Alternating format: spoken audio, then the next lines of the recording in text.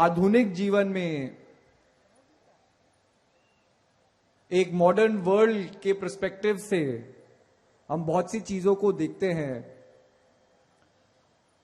तो बहुत सी चीजों को समझने में थोड़े समय की आवश्यकता होती है,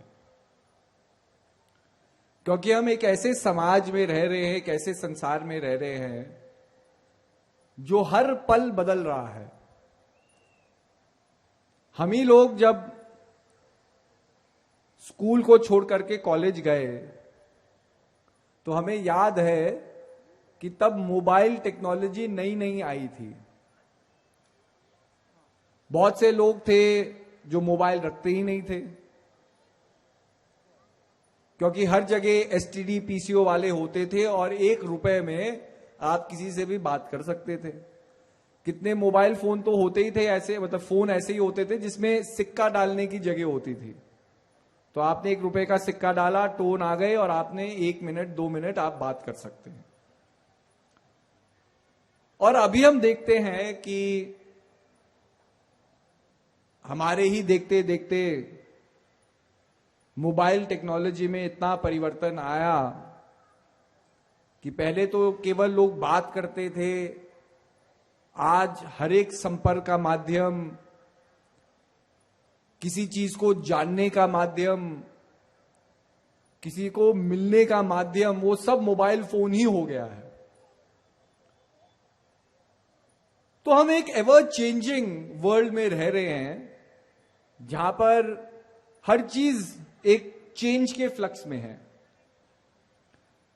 लेकिन अगर आप अध्यात्म की ओर जाएं तो अध्यात्म में तो ये समझाया जाता है कि भाई जो चीज अनचेंजेबल है, जो चीज परिवर्तित नहीं होती, वही सत्य है। तो स्वाभाविक है एक जो आधुनिक मानव है वो जरूर प्रश्न करेगा कि हमारे ऋषि मुनियों ने कहा तो कुछ और, संसार में जो हम देख रहे हैं, जिस चीज का अनुभव कर रहे हैं, वो है कुछ और। तो कहीं ना कहीं भाई एक आधुनिक जीव के मन के अंदर एक मंशा उठती है, एक डाउट उठता है कि भाई जो हम अनुभव कर रहे हैं ये सत्य है कि जो लिखा है वो सत्य है।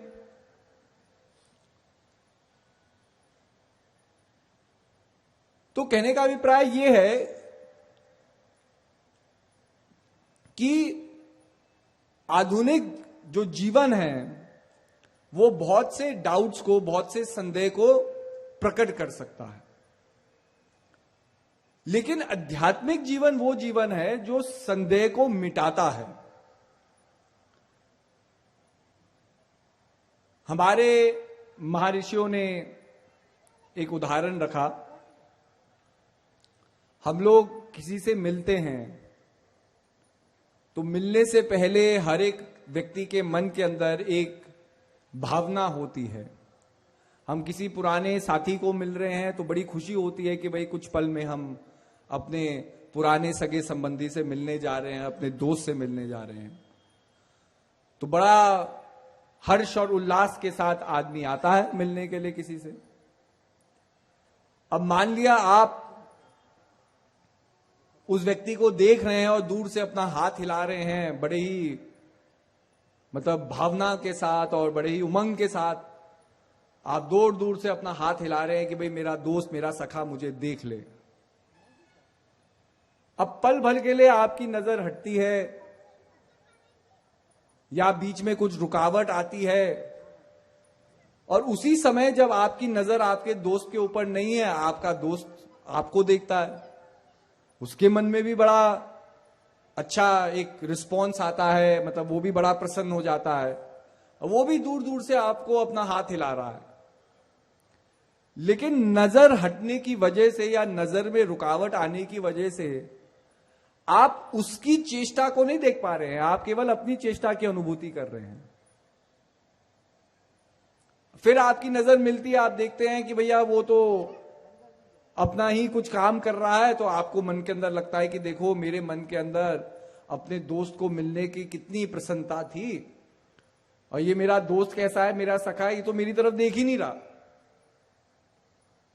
तो महापुरुष बताते हैं कि जीवन का अनुभव 2 चीजों के ऊपर निर्धारित करता है। दो चीजों के ऊपर। सबसे पहले कि जिस अनुभव की हम परिकाष्ठा चाह रहे हैं कि भाई ये जीवन में होना चाहिए, कि मैं अपने दोस्त से मिलूं तो मुझे बहुत प्रसन्नता होगी, तो दोस्त का होना अनिवार्य है, नहीं तो आप मिलेंगे किससे? हम किसी की फोटो को देखते हैं तो इतना तो प्रसन्न होते नहीं, लेकिन साक्षात उस व्यक्ति से मिलेंगे तो बहुत प्रसन्नता होती है। तो कहने का अभिप्राय यही है कि किसी अनुभव को होने के लिए जिस चीज का हम अनुभव करना चाहते हैं उसका होना जरूरी है। पर अगर वो चीज भी आपके आगे है और आप उसे देख नहीं रहे हैं, तभी भी अनुभव पूर्ण नहीं हो सकता।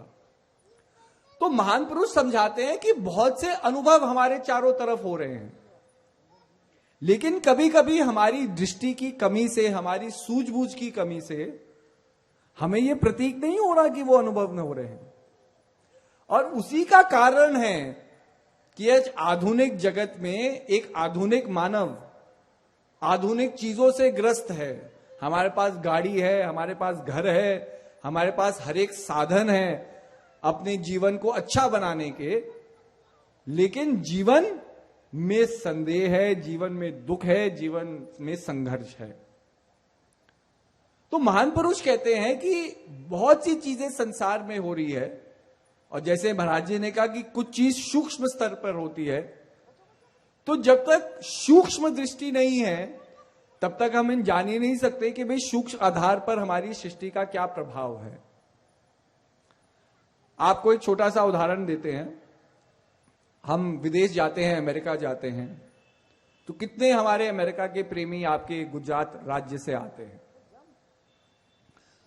तो आप किसी भी व्यक्ति को जो अपने देश से बड़ी दूर है, आप उससे बातचीत करेंगे, तो जो भी व्यक्ति भारत देश को छोड़ करके गया, किसी भी देश में गया, जरूरी नहीं अमेरिका है, लंदन है, अलग अलग देश है, लेकिन जो व्यक्ति देश को छोड़ करके जाता है उसके मन के अंदर एक तरह से भय होता है कि भाई हम तो अपने देश में पले बड़े हुए, लेकिन जो हमारी आने वाली पीढ़ी है वो अपनी देश की परंपराओं को जाने, अपनी देश की संस्कृति को जाने।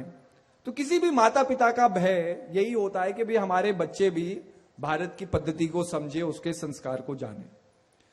पर वो संस्कार आप अमेरिका में रहते हुए तो दे नहीं सकते, क्योंकि भाई अमेरिका में अमेरिका का संस्कार है, अमेरिका में अमेरिका का एजुकेशन सिस्टम है, अमेरिका में एक अमेरिकन वे ऑफ लिविंग है, और जब आप वहां हैं तो आपको वैसे ही जीना पड़ेगा। अब आप ये उपेक्षा करें कि नहीं, अमेरिका में रहते हुए मेरा बेटा जनेब भी पहने, चोटी भी रखे, अपना सिर भी मुंडवाए, तो बहुत सी चीजें जो बेटा मना कर देगा करने से कि जी मैं ये नहीं कर सकता, मुझे ये ठीक नहीं लगता। तो हम भी लोगों को बार बार समझाते हैं कि भाई आप उनको इंडिया लाओ। स्वाभाविक है, जब भारत देश में आएंगे, भारत का अनुभव करेंगे, भारत की संस्कृति का अनुभव करेंगे, तो अपने आप उनके मन के अंदर एक मंथन होगा। तो एक प्रेमी हमें बताने लग गए कि जी हमने वो भी कोशिश की। तो जब हम प्लेन में बैठे, हमने अपने बच्चों को समझाया कि भाई तुम लोग तो बहुत बिगड़े हुए हो, तुम्हें तो बहुत चीजें आसानी से मिल जाती है। जब हम गांव में थे तो हमारे गांव का जीवन बड़ा कठिन था। कितने जो पुराने प्रेमी लोग हैं गुजरात के, सब लोग ने अपने जीवन की शुरुआत एक साइकिल से और एक आश्रम के प्रोग्राम से की होगी। मतलब बड़ा कठिन जीवन था, लेकिन हमें कठिनाई नहीं लगती थी, लोग संघर्ष करते रहते थे, जीवन बढ़ता रहता था। तो वो माता पिता अपने बच्चों को अपनी कहानी सुनाते कि भाई हमें पैदल स्कूल जाना पड़ता था, तुम्हारे लिए तो बस लग जाती है, हमें तो बड़ी दोपहरिया में पाठशालाओं में पढ़ना पड़ता था। मतलब कितनी परेशानी होती है जो भारत देश में ही होती है। विदेश का व्यक्ति खत्म, तो विदेश का व्यक्ति इस चीज की इसकी कल्पना भी नहीं कर सकता कि भाई ऐसे भी जीवन चलता है। लेकिन वो माता पिता कहने लगे कि जी हमारी प्रॉब्लम ये हुई कि जब इंडिया है, हम उनको अब कोई बारडोली ले गया, कोई कहीं ले गया, तो बच्चे क्या देख रहे हैं कि जी बारडोली में तो मैकडॉनल्ड्स खुला हुआ है कहीं डोमिनो खुला हुआ है, तो वो अपने माता पिता से कहते हैं कि आपके तो गांव में भी मैकडॉनल्ड्स है, तो आपने क्या संघर्ष किया? अब बात सही है, क्योंकि भारत देश भी इतना परिवर्तित हो गया है कि आज अगर विदेश से कोई व्यक्ति आए कि भाई मैं एंशिएंट इंडिया को जानना चाहता हूं या जो पुरातन भारत है उसको जानना चाहता हूं, तो पुरातन भारत तो रहा ही नहीं। हम तो वेस्टर्न देशों से भी कितने एडवांस हो गए। आप दिल्ली जैसे शहर में चले जाओ, बंबई शहर में चले जाओ, आपको ये कहीं कहीं जाकर के अनुभूति होती है कि भाई हम अपने देश में भी है कि नहीं। तो कहने का अभिप्राय है कि बहुत सी चीजें जो हमने अनुभव नहीं की है, तो उसके द्वारा जो मंथन होता, जो चेंज होता, जो हमारी साइकोलॉजिकल प्रोफाइल में एक इंपैक्ट पड़ता, वो तो आज इंपैक्ट है ही नहीं। क्योंकि वो माता पिता कहने लग गए कि भाई हमें तो अपने बच्चों को फिर संभालना मुश्किल हो गया, क्योंकि वो अमेरिका गए, उन्होंने कहा कि भाई आपके गांव में तो ये सब एमिनिटीज है, आप क्यों कह रहे हो कि हम इन चीजों का उपयोग नहीं कर सकते। तो जीवन तो बदलेगा ही, लेकिन शेष जीवन हमारे अनुकूल बदल रहा है, ये हमें मंथन करने का विषय है। हर एक व्यक्ति अपने जीवन को जीता है, अपने सोच समझ से जीता है, लेकिन हर एक व्यक्ति की सोच समझ अच्छी ही है तो हमारे जीवन में दुख दर्द या संघर्ष होना ही नहीं चाहिए। अगर हम अच्छा कर रहे हैं, अच्छा सोच रहे हैं, तो जीवन में अच्छा ही होना चाहिए। लेकिन आज जो विडंबना संसार की है कि एक व्यक्ति ने भी किताब लिखी और उसकी किताब का ये पॉइंट था, उसने कहा why do bad things happen to good people, कि अच्छे लोगों के साथ बुरी चीजें क्यों होती है संसार में। तो उस किताब का जो संशय उसने निकाला, उसने कहा कि भाई आप जो आपको आंखों से नजर आ रहा है, केवल नजरी चीजों पे मत जाइए। आपको लगता है ये व्यक्ति बड़ा अच्छा है, इसकी दुकान में इसका नुकसान हो गया, अरे ये बुरी चीज क्यों हो गई, हमने तो एक सांसारिक चीज से इसे तोल दिया कि आदमी बड़े अच्छे हैं, इनका नुकसान हो रहा है। लेकिन वो कहते हैं कि आदमी की जो सच्ची उसकी जो गेन है संसार में, वो है उसके मन की शीतलता, मन की शांति। और अगर आप ही अपने जीवन को देखें और थोड़ा टटोले, कोई भी व्यक्ति, मैं ये नहीं कह रहा कि संघर्ष अच्छा ही है, कि जीवन में संघर्ष ही संघर्ष होना चाहिए, लेकिन अगर आप अपने जीवन को भी टटोले तो कितने ऐसे महत्वपूर्ण निर्णय आपने जीवन में लिए होंगे जिसने आपके जीवन की दशा को बदला है। और वो निर्णय आपने तभी लिए जब आपके जीवन में संघर्ष थे। मतलब एक तरीके से जो व्यक्ति आज आप बने हैं, उसमें आपके संघर्षों, आपके दुख का भी एक बहुत बड़ा हिस्सा है, एक भागीदारी है।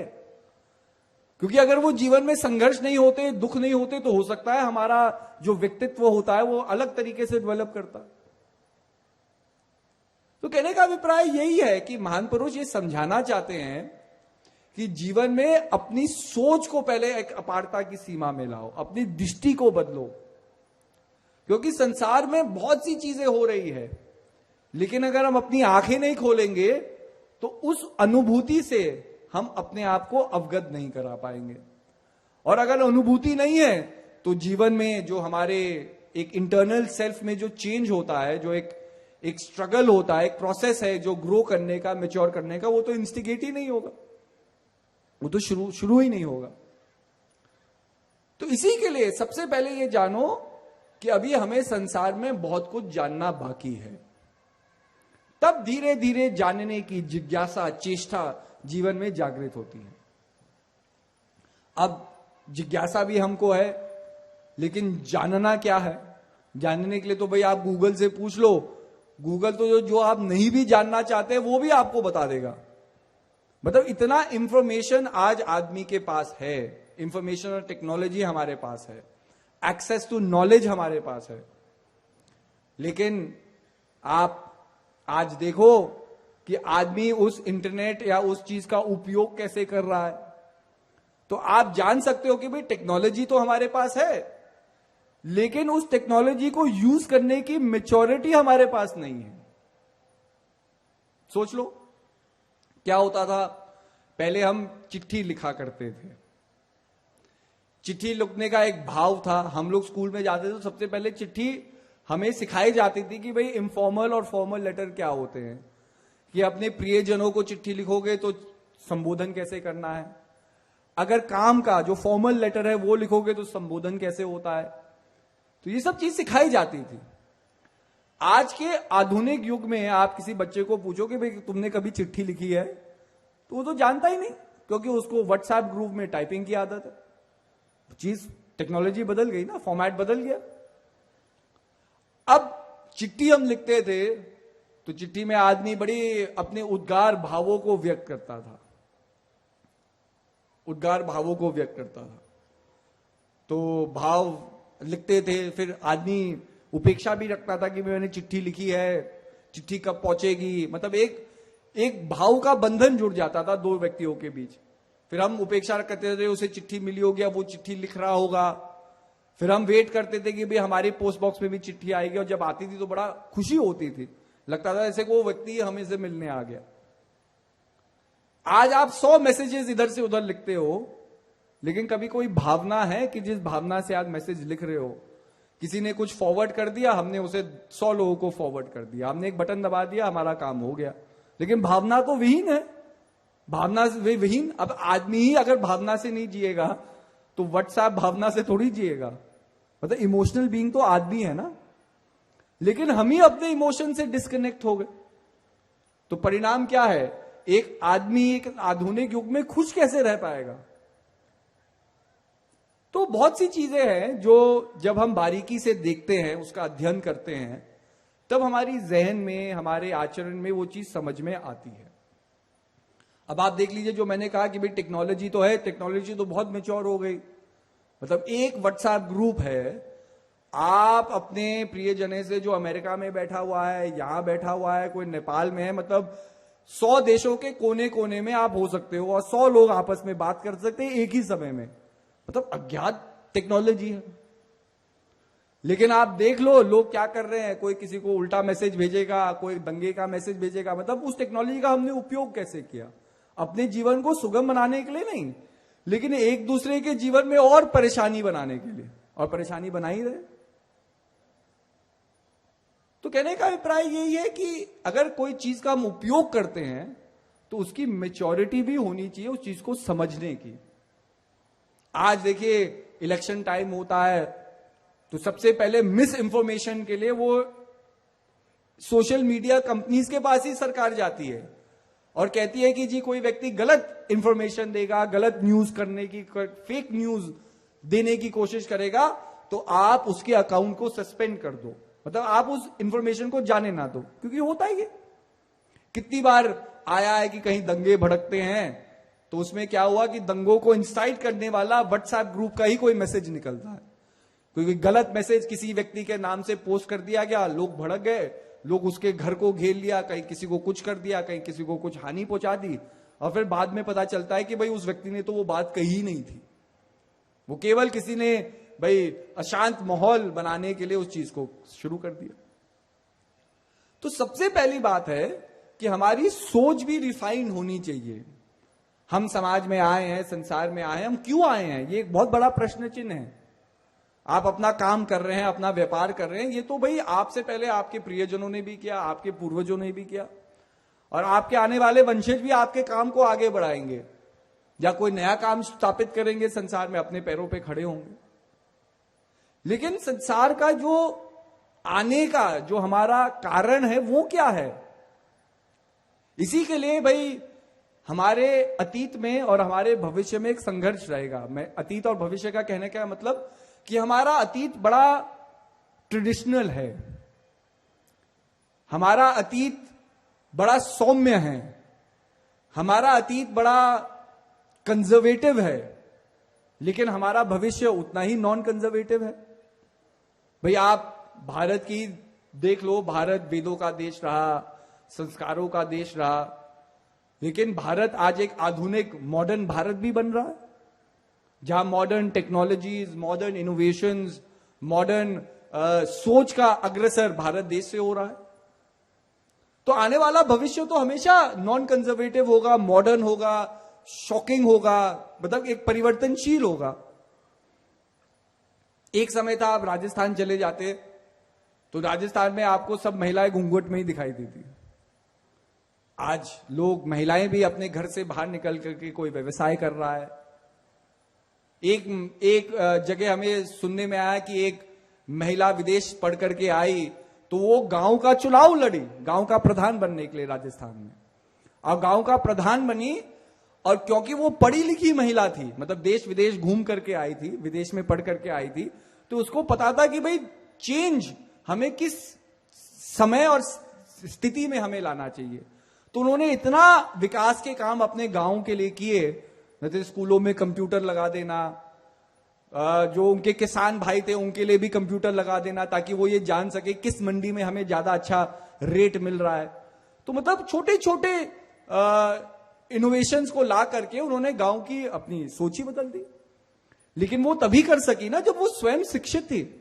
अगर वो स्वयं ही घूंघट में पड़ी रहती या कभी गांव छोड़ती नहीं, तो उसकी सूझबूझ की समझ तो वही होती कि भाई गांव में कुआं खुदवा दो, पानी कम हो गया है, गांव में बोरिंग करा दो, उससे आगे आदमी की सोच जाती नहीं। लेकिन वो देश विदेश, वो लंदन पढ़ करके आई, लंदन में देखा कि भाई कहां से कहां दुनिया पहुंच चुकी है, तो मेरा गांव क्यों नहीं प्रगति कर सकता। फिर उस नई सोच को वो अपने गांव में लाए, तो चीजें बदल रही हैं। राजस्थान, जो एक समय हम सोचते थे कि राजस्थान में कुछ चीज बदलता ही नहीं, लेकिन वहां पर भी आज बदलाव हो रहा है। हमारे दिनचर्या में बदलाव है, हमारे खाने पीने में बदलाव है। आप अपने घर में जाएंगे, अपने घर में पहुंचेंगे तो आप कहेंगे घर वालों से यार दाल रोटी बना दो। आपके बच्चे मम्मी पापा से क्या डिमांड करेंगे कि मम्मी पिज्जा पेप्सी खिला दो। और आने वाले समय में उनके बच्चे क्या डिमांड करें, क्या नई चीज निकल जाए उस समय तक। क्योंकि आजकल तो भाई मॉडर्न जो मेडिसिन है वो तो इस औपचारिकता में आई है कि हम पूरे खाने को एक गोली में डाल दे, कि मतलब आप खाना बना रहे हैं, खाना कुक कर रहे हैं, तब जाकर के वो प्रोटीन और वो विटामिन आपके शरीर में जा रहे हैं।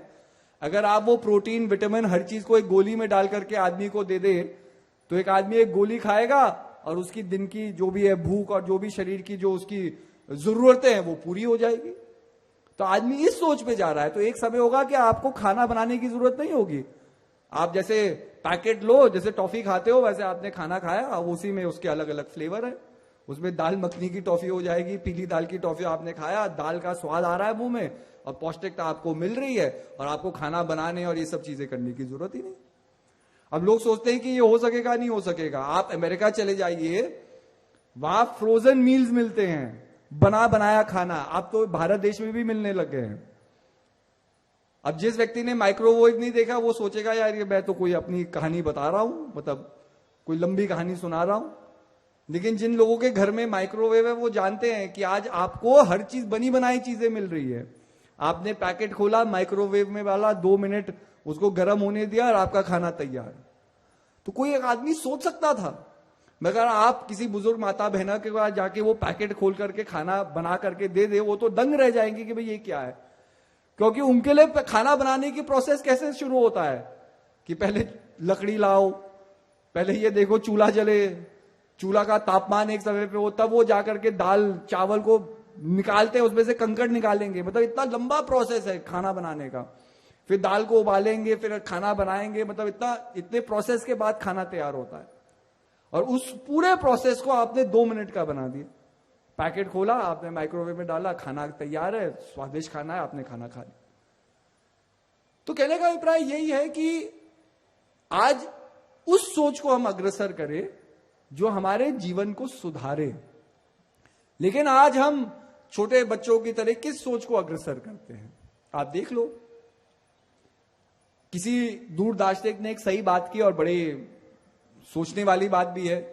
उसने कहा आज हमारे जीवन में दुख का कारण क्या है, इसका मंथन करो। क्या आपके पास किसी चीज की कमी है? क्या आपके पास घर नहीं है? तो यहां ठीक है, घर बड़ा या छोटा हो सकता है, लेकिन जितने यहां लोग आए हैं, प्रेमी लोग, सबके पास एक घर होगा। आपके पास कोई व्यवसाय है तो किसी का काम भी होगा। तो दुख का कारण क्या है? भाई किसी के पास काम ना हो तो वो ये कह सकता है मेरे जीवन में काम नहीं है, ये मेरे दुख का कारण है। कोई कहेगा मेरे पास घर नहीं है, कोई कहेगा मेरे पास परिवार नहीं है। मतलब ये दुख के कारण हो सकते हैं ना। लेकिन अग्रसर जितने लोग यहां आए, लोग अपने परिवार के साथ आए हैं, कोई हवाई जहाज में बैठ के आया, कोई अपनी गाड़ी में बैठ करके आया, तो साधन की भी कमी नहीं है। अच्छा अच्छा पहनावा अपने स्तर से लोगों ने पहन रखा है, तो भाई किसी चीज की कमी भी नहीं है। लेकिन दुख क्यों है आज जीवन में? अगर किसी चीज की कमी आपके जीवन नहीं है तो आपका जीवन तो खुशहाल होना चाहिए, आपका जीवन तो एक समृद्धि की ओर जाना चाहिए, आपके चेहरे पे मुस्कान होनी चाहिए। लेकिन आप लोगों को देख लो, अब लोगों के जीवन का दुख का कारण क्या? तो वो दूर दार्शनिक कहते हैं कि मेरे दुख का कारण मेरी जीवन की कमियां नहीं है, आज मेरे दुख का कारण है कि किसी और के जीवन में ज्यादा खुशियां हैं। और बात देख लो, हम जिस चीज से अपने जीवन को टटोल रहे हैं, अरे ये सेठ जी के पास इतनी अच्छी गाड़ी है, काश मेरे पास होती तो मेरा जीवन खुशहाल हो जाता। अरे इसके पास इतना बड़ा घर है, काश मेरे पास होता तो मेरा जीवन खुशहाल हो जाता। मतलब हम और लोगों के जीवन को टटोल रहे हैं, अपने जीवन को तो भूल ही गए। और हम अनुमान लगा रहे हैं कि इसके पास ये चीज है इसलिए ये खुश होगा, इसके पास ये चीज है इसलिए ये धनवान होगा।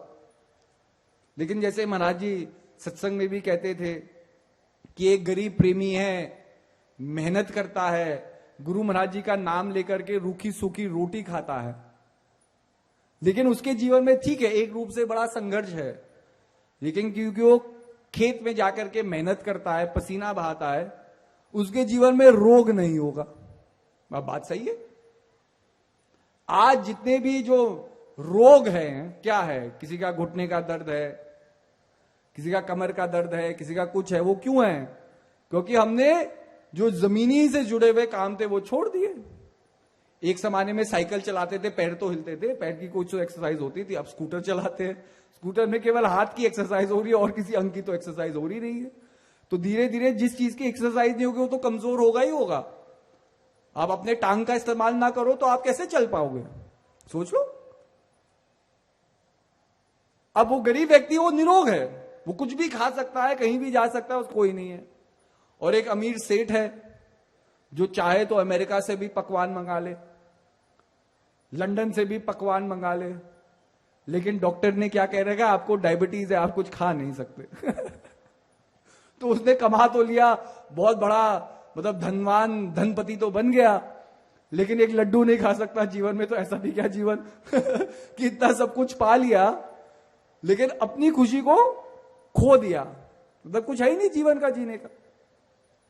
तो कहने का अभिप्राय यही होता है कि हम बाहर से देख सकते हैं कि भाई अनुमान लगा सकते हैं, लेकिन वास्तविकता क्या है उस चीज को जानने के लिए थोड़ा संघर्ष की जरूरत होती है। और अध्यात्म यही संघर्ष जीवन में करना सिखाता है। श्रीहंस जी महाराज यही कहते थे, देखो कर्म योगी बनो, कर्म। उन्होंने हमेशा योग का ही प्रोत्साहन दिया। एक बहुत पुराने प्रेमी जी थे, परवे जी, अब वो नहीं रहे हमारे बीच, हम भी छोटे थे तो वो अशोका होटल में काम किया करते थे। तो हमें बड़े पसंद थे क्योंकि वहां एक चॉकलेट मिठाई बनती थी अशोका की, उनकी स्पेशल ट्रेडमार्क होता था। तो वो जब भी आते थे दर्शन के लिए तो हम सब बच्चों के लिए वो चॉकलेट की मिठाई लाते थे। तो सेन गुप्ता जी थे, वो उनकी बात बता रहे थे मुझे। एक दिन हम लोग पंजाबी बाग में बैठे हुए थे, बात कर रहे थे, तो सेन गुप्ता जी ने कहा कि जब मैं नया नया आया तो मैंने परवेज जी का नाम सुना आश्रम में, जैसे लोग एक दूसरे के बारे में जानते हैं, जैसे दाम भाई को सब लोग जानते हैं अच्छे खासे लोग भी जानते हैं, क्योंकि दाम भाई ने इतनी सेवा की लोगों की। वो गुजरात की दांडी से साबरमती की यात्रा में, कि जो नहीं भी जानेगा वो दाम भाई का नाम तो जानता ही होगा, क्योंकि घर में बहुत लड़ाइयां हो गई लोगों की उसके बाद ना, कि दाम भाई तो सुबह चाय दे सकते थे, तुम तो चाय भी नहीं बना सकते सुबह। दाम भाई तो ये खाना देते थे, हम तो इतना चल के आते थे। तो घर में बहुत कलेश हुआ लोगों के उस प्रोग्राम के बाद। तो दाम भाई का हाथ कैसा है, खाना कैसा है, जो एक बार खा ले वो जिंदगी भर उसे याद रखेगा। तो ऐसे ही उन्होंने कहा कि जी हमने परवेज जी के बारे में सुना कि रात को सोते नहीं है, भजन ही करते रहते हैं। तो कहते हैं मेरे मन के अंदर बात आई, जैसे होता ही हम किसी चीज को जानते हैं तो एक क्यूरियोसिटी होती है, हम टेस्ट करें, देखे अपने आप, देखे कि भाई ये बात सही है कि नहीं। तो कहा कि हमें सेवा का मौका मिला और परवेज जी और मुझे श्रीहंस जी महाराज के बाहर सेवा के लिए बिठा दिया गया कि महाराज जी को कोई चीज की जरूरत होगी तो महाराज जी को कहीं जाना ना पड़े, वो आवाज लगाएंगे, तुम दोनों काम कर लेना। तो कहते हैं हम बैठ गए कमरे के बाहर। तो क्या परवेज जी ने अपना आसन लगाया, कंबल ओढ़ा और बैठ गए। तो कहा कि मैंने भी कंबल ओढ़ा, लेकिन मैं कंबल के नीचे से हर थोड़े समय में देखता रहता था कि ये सो तो नहीं रहे। फिर क्या है कि मुझे नींद आने लग गई कुछ समय बाद, क्योंकि मैं तो पूरी रात थोड़ी उठ पाता। कहे मैं जब सोया, फिर मैं जब आंख झपकी और जब मैं आंख खोली तो सुबेरे होने वाली थी, मैं भी तैयार होने लग गया। मैंने देखा परवेज जी वैसे की वैसे ही बैठे हुए हैं। कह रहे उस दिन जब परवेज जी उठे तो मैंने परवेज जी के पैर पकड़ लिए, मैंने दंडवत प्रणाम किया उनको। मैंने कहा कि हम तो ये तो सुनते थे कि ऋषि मुनि मतलब ना वर्षों तपस्या करते थे और दिन रात बीत जाती थी और तपस्या करते रहते थे, लेकिन आज मुझे साक्षात्कार हो रहा है कि वो बातें सत्य है, क्योंकि मैंने आपको देखा, आप रात को बैठे और सुबेरे तक मतलब 6 घंटे हो गए। मैंने तो कितनी उठने की भी कोशिश की कि देखता रहूं कि कब आपकी चोरी पकड़ी जाएगी। मैं सो गया और मैं उठ रहा हूं तो आप ऐसे ही भजन में बैठे हुए हैं। कहते ये कैसे हुआ? तो परवेज जी कहते हैं ये सब हंजी महाराज की देन है। तो कहा कि जी बताओ। तो परवेज जी कहते थे कि मैं बहुत छोटा था, मैं 6-7 साल का होगा जब सबसे पहला मेरा मिलना गुरु महाराज जी से हुआ, हमारे परिवार का हुआ। तो महाराज जी जब भी आते थे, हम छोटे छोटे बच्चे थे जो बड़े खुश हो जाते थे। तो उस समय तो भाई अलग अलग परिस्थिति थी, किसी को उपदेश भी जल्दी हो जाता था। आज बड़े नियम लग गए हैं कि भाई इसको ऐसा हो दो उपदेश, इसको इतना दो। उस समय तो समय अलग था, भावनाओं के ऊपर देखा जाता था कि भावना है तो उपदेश दो। तो कहते कि मुझे बहुत जल्दी उम्र में, छोटी उम्र में उपदेश हो गया। मैं 9-10 साल या 11 साल का रहा होगा। कहते थे जब मुझे उपदेश हो गया तो उसके बाद जब भी गुरु महाराज जी हमारे जगह से गुजरते थे या हमें मिलना होता था तो गुरु महाराज जी केवल मुझसे ही पूछते थे, परवे भजन कर रहे हो? नाम लिया है तुमने, भजन कर रहे हो? तो कहते जब बार बार गुरु महाराज जी पूछते थे तो बार बार भी मुझे डर लगता था कि मैं कहूंगा कि नहीं जी गुरु महाराज जी भजन नहीं कर रहा। फिर गुरु महाराज जी से झूठ भी बोलूं नहीं करते हुए कि हाँ, तो ये भी मुझसे नहीं होता था। तो फिर धीरे धीरे मैं भजन में बैठने लग गया कि भाई अगली बार गुरु महाराज जी पूछेंगे भजन कर रहे हो तो मैं इतना तो कह सकूं कि हाँ मैं बैठ रहा हूं, कर रहा नहीं हूं, मैं बैठ रहा हूं। तो कहते कि ऐसे ऐसे गुरु महाराज जी मुझे आगे प्रोत्साहन देते रहे कि अच्छा बैठ रहे हो, बैठो बैठो बैठो, 2 मिनट के लिए बैठो, 3 मिनट के लिए, जितना बैठना है बैठो। फिर कहा कि ऐसा समय हुआ कि 3-4 मिनट में बड़े आराम से भजन में बैठता था, जब रोज अभ्यास होने लग गया। फिर गुरु महाराज जी जब मुझे मिले कि बैठते हो तो मैं बड़े उत्साह से बोलता था, हाँ गुरु महाराज जी अब तो मैं रोज बैठता हूं, मैं 3-4 मिनट के लिए रोज बैठता हूं। तो कहा गुरु महाराज ने कहा कि आप 3-4 मिनट बैठते हो तो 6-7 मिनट की कोशिश करो। तो एक और मुकाम दे दिया, एक और मुकाम दे दिया। तो कहते हैं ऐसे कितने सालों में, 8-9 साल में गुरु महाराज जी ने मेरे बचपन से मुझे सवारा धीरे धीरे कि बैठते हो नहीं बैठते, ऐसे मतलब शुरू किया। और कहते हैं 8-9 साल की उनकी मेहनत का ये परिश्रम था कि वो बार बार मेरे ऊपर मेहनत करते रहे कि आज मैं इस मुकाम पे पहुंचा हूं कि मैं 6 घंटे रोज, मतलब मुझे सोने की जरूरत है, मैं भजन ही कर सकता हूं। तो कहने का अभिप्राय ये होता है, लेकिन है कि भाई चेष्टा भी होनी चाहिए। अब गुरु महाराज जी ने इतना बड़ा दरबार बनाया, इतने बाई महात्माओं को भेजा, इतनी जगह जगह आश्रम खुल गए। भाई पहले तो कितना संघर्ष होता था छोटे से छोटे कार्यक्रम करने के लिए। हमें ही याद है जब हम लोग भी कभी सिलीगुड़ी असम जाया करते थे, तो आज जो हमें सेटअप वहां दिखाई दे रहा है, या आज के लोग जा रहे हैं सिलीगुड़ी में कैंडल लाइट जला रहे हैं, इतना बड़ा मंच लगा हुआ है, सारी व्यवस्थाएं हो रही है, तो ये सब थोड़ी होता था। श्री जगत जननी माता जी जब सिक्किम विक्किम का प्रचार करते थे तो कहीं कहीं तो ऐसे रास्ते थे कि माता जी को वो कुर्सी में बिठा करके ले जाते थे। आपके गुजरात में भी वलसाड़ की तरफ पुराने प्रेमी लोग बताते हैं कि एक बार माता जी आए, बाढ़ आ गई, तो लोगों ने कहा भी क्या करो? माता जी ने कहा हमें तो जाना ही है प्रोग्राम के लिए।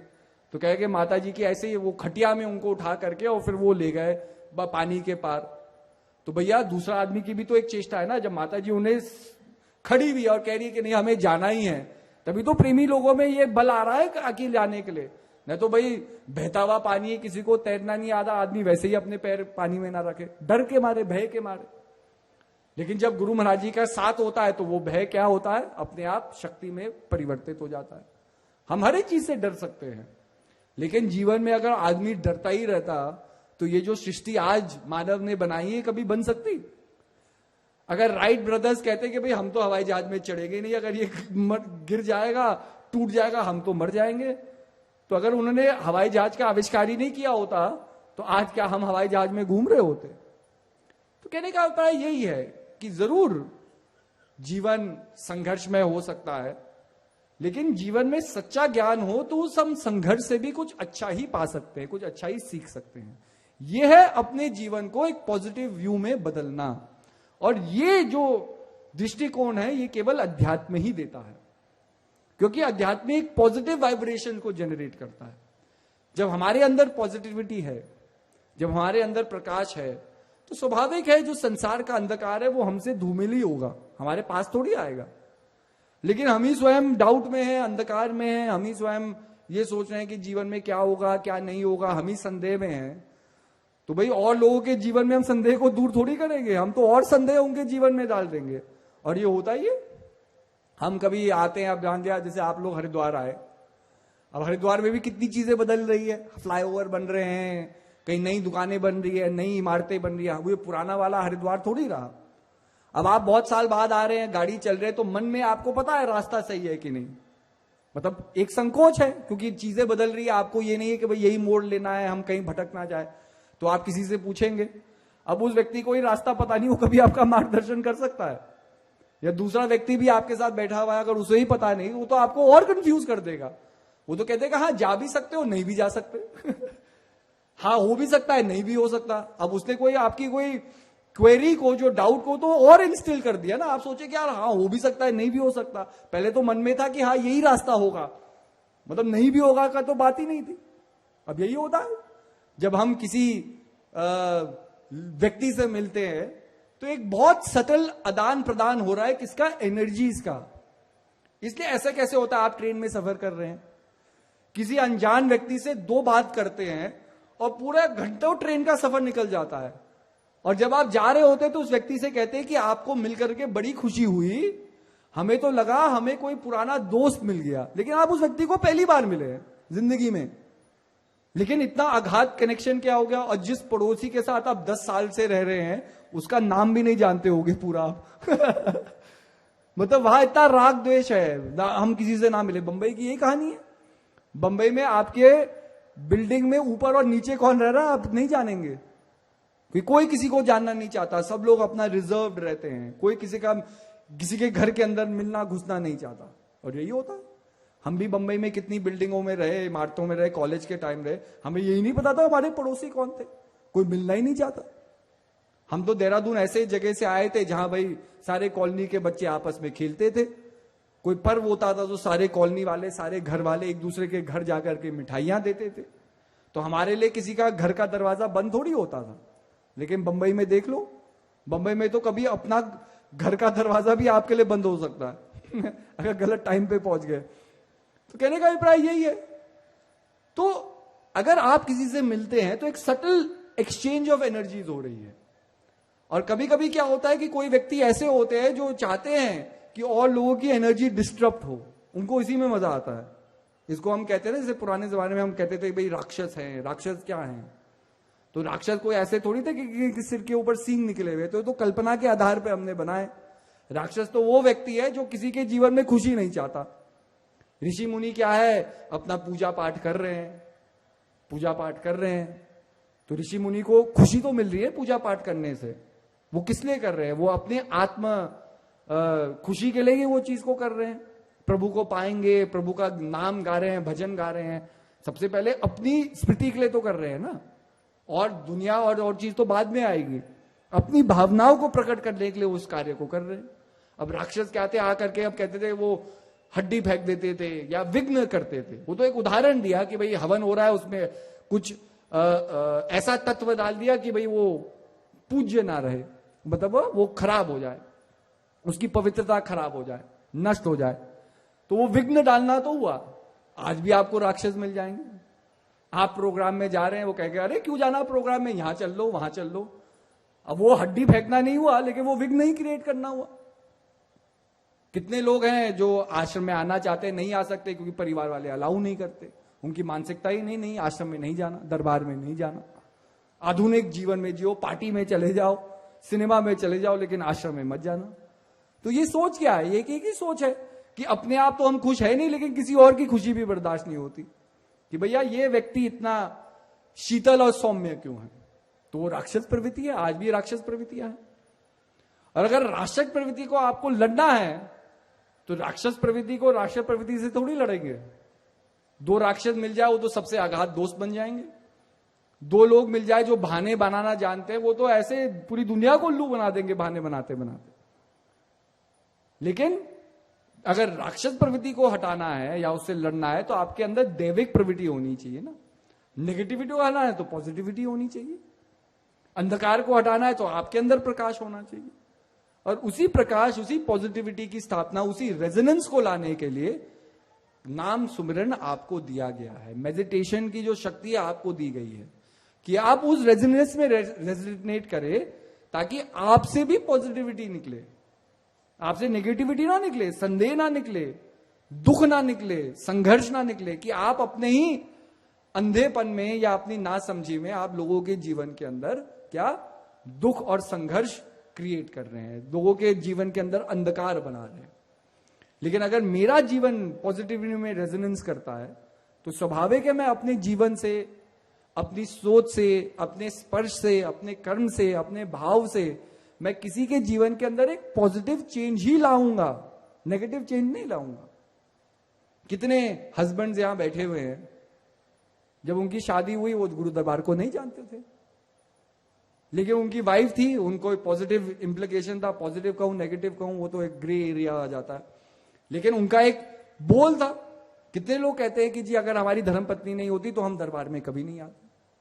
कितने आज गुरु महाराज जी के पुराने पुराने प्रेमी, अगर उनसे पूछो भाई आपको लाने वाला कौन है, तो वो अपने धर्मपत्नी का ही नाम लेंगे कि जी इन्होंने ही हमें दरबार में लगाया, डांट करके लगाया, डरा करके लगाया, कैसे भी लगाया कि इन्होंने लगाया, और आज इनके ही कर्म के ऊपर हम इस जीवन का अनुभूति कर।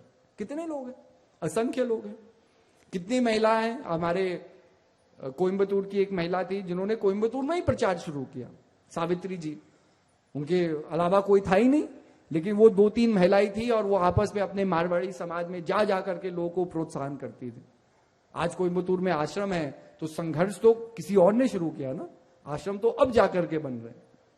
तो कहने का अभिप्राय, जब हम पॉजिटिविटी में रेजोनेट करेंगे तभी तो हम किसी को पॉजिटिविटी में ला सकते हैं।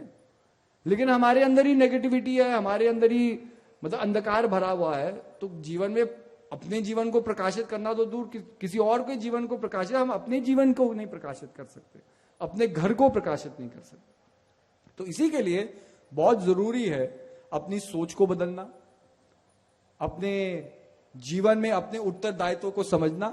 हम आए हैं संसार में, क्यों आए हैं, तो उस उत्तरदायित्व को भी हम पूरा करें, और जीवन में जो नाम सुमिरन है इसके महत्व को भी हम समझें। एक बहुत अगाध शक्ति गुरु महाराज जी ने आपको दी है, लेकिन जैसे किसी कवि ने कहा कि भाई आंखों से पानी टपकता है, जो उसका अर्थ समझता है वो उसका अर्थ समझेगा, वरना जो उसका अर्थ ना समझे उसके लिए क्या है, आंसू की बूंद भी एक बूंद है, पानी की भी एक बूंद है, मतलब दोनों व्यर्थ ही व्यर्थ है। और यही चीज गुरु महाराज जी भी समझाते हैं। एक व्यक्ति गुरु महाराज जी के पास आया, वो जानना चाहता था कि भाई ज्ञान का क्या महत्व है जीवन में। तो गुरु महाराज जी ने उसे एक बहुत चमकीली चीज दी, एक लाल दिया, बहुत सुंदर एक मणि दी, और कहा कि भाई इसको जा करके आप जाओ बाजार में, जानो इसका क्या मोल है।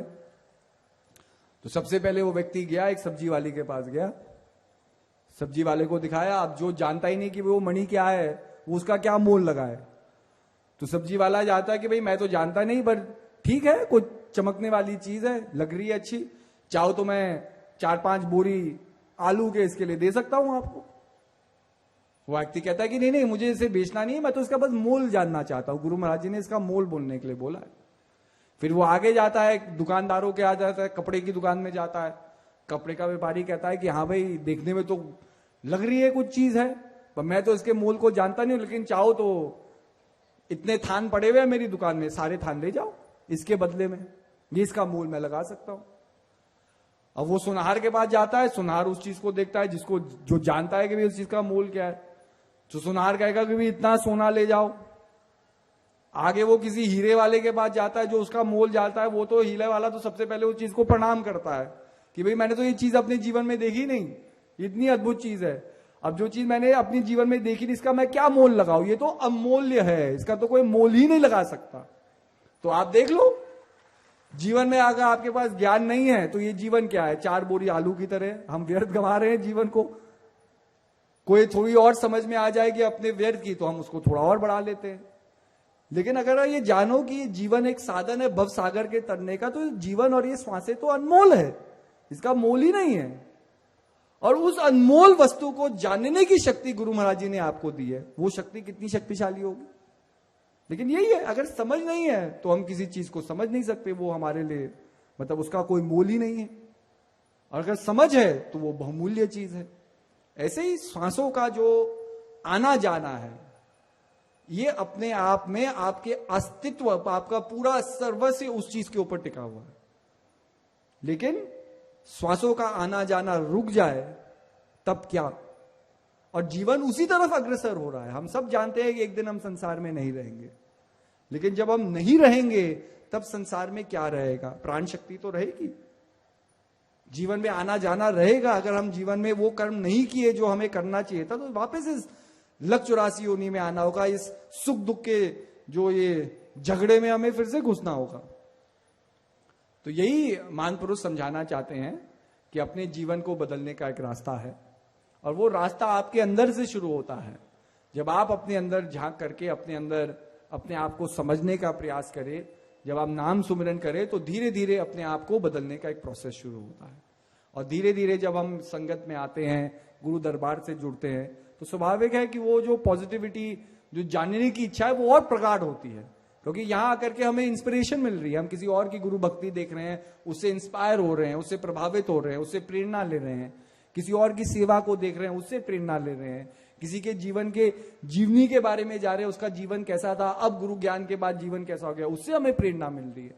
तो स्वाभाविक है, जब हम कार्यक्रमों में आते हैं, गुरु दरबार से जुड़ते हैं, तो हमारी जो इंटरनल ड्राइव है वो और मजबूत होती है। तो अपनी इंटरनल सोच को हमें अग्रसर रखना है, अपनी भावनाओं को अग्रसर रखना है, और गुरु महाराज जी के चरणों में लगा करके हम नाम सुमिरन करें। तो स्वाभाविक है, आज जितने भी दुख है, कल वो दुख नहीं रहेंगे। आज जितनी भी परेशानी है, कल वो परेशानी नहीं रहेगी। लेकिन अपने मन को बांध करके हमें रखना है, और मन को बांधना है तो उसको केवल प्रभु के नाम से ही बांधा जा सकता है, और किसी चीज से नहीं। संसारिक वासना है तो मन को और अग्रसर करेगी। आप देख लो, आप एक लड्डू खाओगे, आपका मन करेगा मैं 3 और खा लूं। आप एक गुलाब जामुन खाओ, आपका मन करेगा मैं और खाऊं।